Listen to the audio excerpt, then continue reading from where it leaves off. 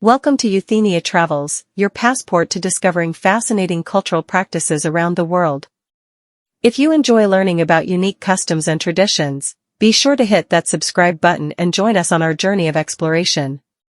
Today, we're diving into the intriguing world of Japanese education to uncover school rules that might surprise you. Japan is known for its emphasis on discipline and structure in schools, but some of these rules go beyond what many of us might expect. Get ready to have your assumptions challenged as we explore. Now, let's delve deeper into each of these rules, exploring their origins, implementation, and impact on students' daily lives. 1. No hair dye or perms. In many Japanese schools, students are strictly forbidden from dyeing or perming their hair. This rule might seem extreme to outsiders, but it's deeply rooted in Japanese cultural values and educational philosophy. The rationale behind this rule is multifaceted. Uniformity. Japanese schools place a high value on uniformity as a way to foster a sense of community and equality among students. Natural black hair is seen as part of the uniform appearance. Focus on education. School administrators argue that allowing dyed or permed hair could distract students from their studies and create an environment focused on appearance rather than learning. Preparation for working life. Many Japanese companies have similar rules for employees, so schools see this as preparation for future workplace expectations. Enforcement of this rule can be quite strict. Some schools conduct regular hair inspections, and students suspected of dyeing their hair may be asked to submit a natural hair color certificate signed by their parents.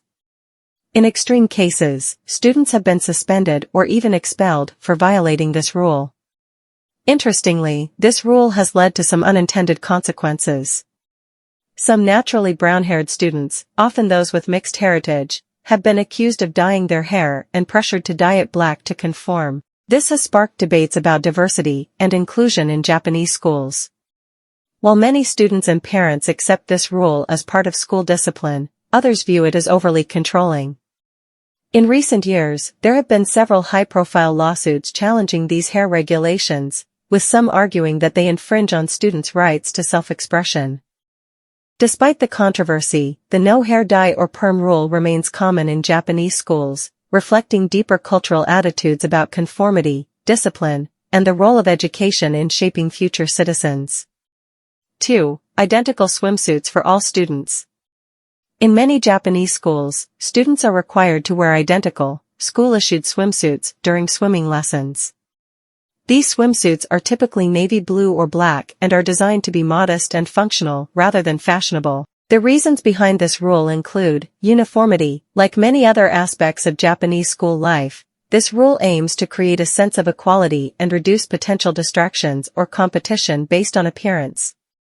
Modesty. The standard school swimsuits are designed to be more conservative than many contemporary styles, aligning with traditional Japanese values about modesty. Practicality. Having all students wear the same swimsuit makes it easier for teachers to monitor safety during swimming lessons.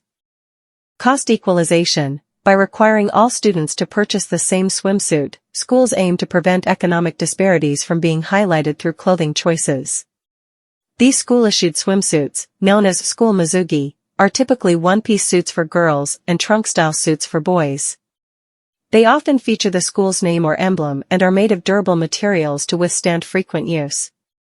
While this rule is widely accepted, it has faced some criticism. Some argue that the swimsuits are outdated and less comfortable than modern designs. There have been concerns about body image issues, as the uniform style may not be flattering for all body types.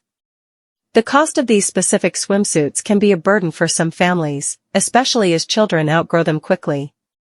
Despite these criticisms, the tradition of identical school swimsuits remains strong in Japan, seen as another way to reinforce the values of uniformity and modesty that are central to Japanese education system.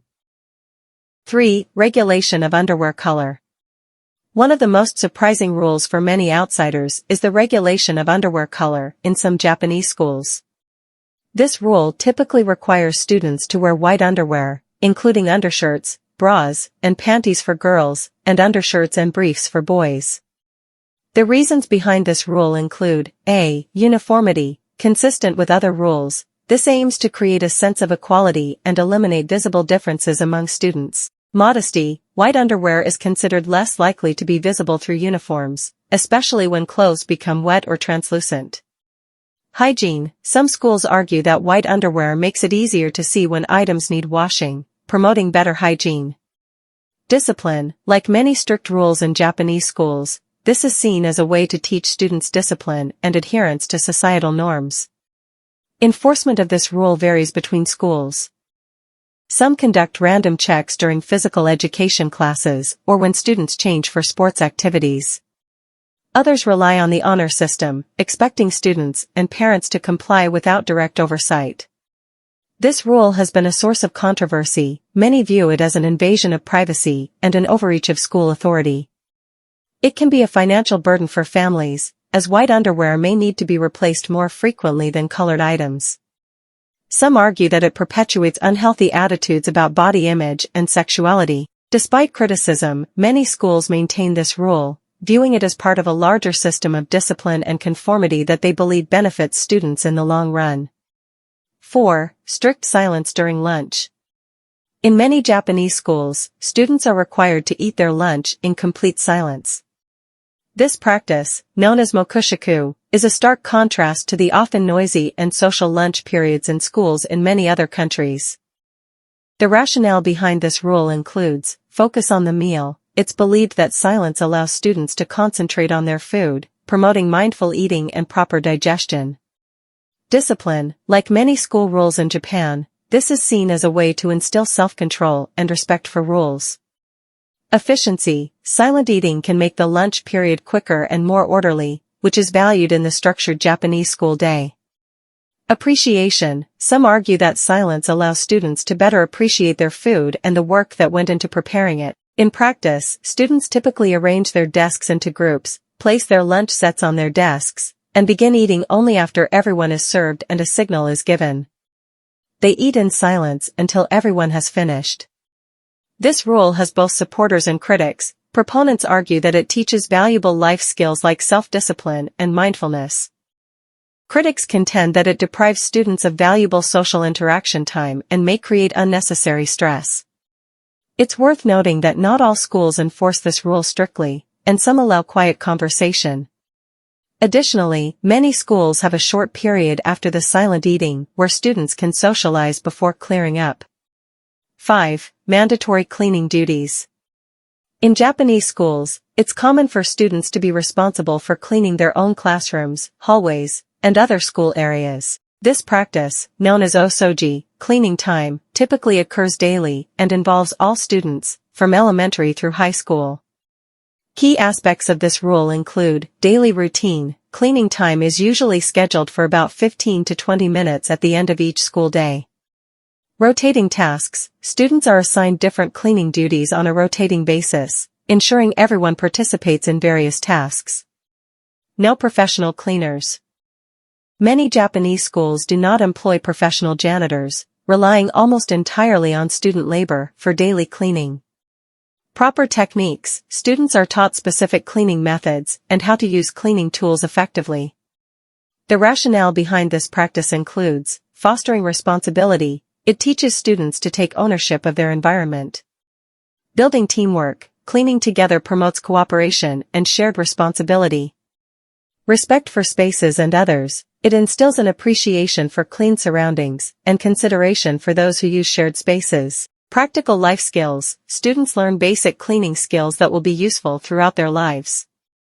This practice is generally well accepted in Japanese society, seen as an integral part of education that goes beyond academic learning. However, it has faced some criticism. Some argue it takes time away from academic pursuits. There are concerns about hygiene, especially in areas like bathrooms. Questions have been raised about whether it's appropriate to have children doing what would be considered labor in other contexts. Despite these concerns, the practice remains widespread and is often cited as a unique and positive aspect of Japanese education. 6. No social media accounts. Many Japanese schools have strict rules prohibiting students from having social media accounts. This rule often extends to platforms like Twitter, Facebook, Instagram, and TikTok. The reasons behind this rule include protecting students. Schools aim to shield students from potential online dangers such as cyberbullying, online predators, and exposure to inappropriate content. Maintaining focus on studies. There's a concern that social media can be a significant distraction from academic work. Preserving the school's reputation. Schools worry that students might post content that could reflect poorly on the institution. Preserving the school's reputation. Schools worry that students might post content that could reflect poorly on the institution. Privacy concerns. There's a cultural emphasis on privacy in Japan, and schools often discourage students from sharing personal information online. Enforcement of this rule can be challenging. Some schools require students and parents to sign agreements stating they won't use social media. Others monitor students' online activities to the extent possible. In some cases, students found to have social media accounts may face disciplinary action. This rule has been a source of debate. Supporters argue that it protects students and helps them focus on real-world relationships and activities. Critics contend that it's unrealistic in the digital age and may leave students unprepared for responsible social media use later in life. Some parents feel it infringes on their right to make decisions about their children's online activities. It's worth noting that enforcement and strictness of this rule can vary significantly between schools. Some institutions have begun to relax these restrictions, recognizing the potential educational benefits of social media when used responsibly. 7. Bowing to teachers before and after class. In Japanese schools, students are expected to bow to their teachers at the beginning and end of each class. This practice is deeply rooted in Japanese culture and etiquette, where bowing is a fundamental form of greeting and showing respect. Here's how it typically works. Start of class. When the teacher enters the room, the class leader, usually a student, calls out "Karitsu," stand up, "Rei," bow, and then "Chakaseki," sit down. All students perform these actions in unison. End of class. A similar routine is performed when the teacher leaves the classroom. Depth of bow. Students are usually expected to bow at about a 30-degree angle, showing respect without being overly formal. The reasons behind this practice include showing respect. It's a way for students to demonstrate respect for their teachers and the learning process. Creating a formal atmosphere. The ritual helps transition students into a mindset ready for learning. Teaching etiquette. It's part of broader education in Japanese social norms and polite behavior.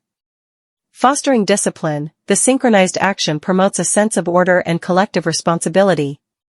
While this practice is widely accepted in Japan, it can seem very formal or even strange to outsiders. However, in Japanese culture, it's seen as a natural and important part of social interaction, not just in schools, but in many areas of life. Some points of interest. The bowing ritual is often accompanied by verbal greetings, such as "Onegai shimasu," please teach me, at the start of class, and "Arigatou gozaimashita," thank you very much, at the end. This practice continues through all levels of education, from elementary to university. 9. No dating allowed. Many Japanese schools have strict rules against students dating. This prohibition often extends to any romantic relationships, whether they occur on or off school grounds. Key aspects of this rule include blanket ban. Some schools forbid all forms of romantic relationships between students. Physical contact. Even in schools where the rule is less strict, physical displays of affection like holding hands or hugging are typically prohibited on school grounds. Off-campus behavior. Some schools attempt to regulate students' behavior outside of school hours, discouraging dating in any context. Consequences. Students found to be in relationships may face disciplinary action, including detention, suspension, or an extreme. However, where it persists, it remains a unique aspect of Japanese school life that often surprises international observers. Conclusion. As we've explored these surprising school rules in Japan, it becomes clear that the Japanese education system places a strong emphasis on discipline, uniformity, and collective responsibility. These rules, while sometimes appearing strict or unusual to outsiders, reflect deeper cultural values and educational philosophies. Thank you for joining us on this journey through the intriguing world of Japanese school rules. If you found this video enlightening, please don't forget to like, share, and subscribe to Euthenia Travels. Your support helps us continue bringing you fascinating insights into cultures around the world. What are your thoughts on these school rules? Let us know in the comments below, and stay tuned for our next adventure into global customs and traditions.